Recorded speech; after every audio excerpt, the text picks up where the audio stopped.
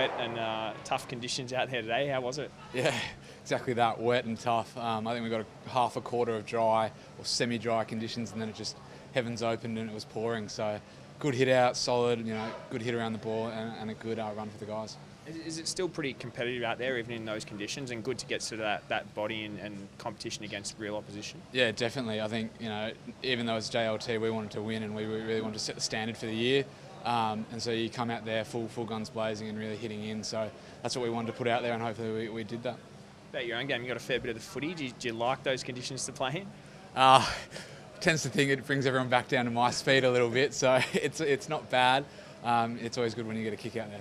You're happy with how your pre-season form's going at the moment, heading into round one? Obviously a disappointing end to last year with your injuries and the like. Yeah, I think I've put together a pretty solid pre-season to date. I would have liked to play a bit better in the previous match, but I thought I had great intensity today, and that's what I wanted to bring. So, hopefully I've done enough to get a game again next week and really build from that and go into round one with a lot of confidence.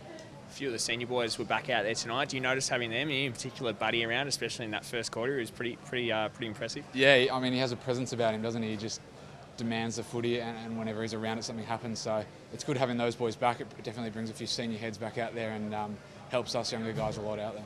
One guy that's been pretty impressive since he started is Darcy Cameron. What have you made of him as a ruckman? He's got a fair bit of the ball in the first few games. Yeah, he can take a mark, can't he? He can really clunk him. So if he can keep doing that, there's no reason why he can't play in the senior side. So he's had a tremendous first two games, and hopefully he can continue that on.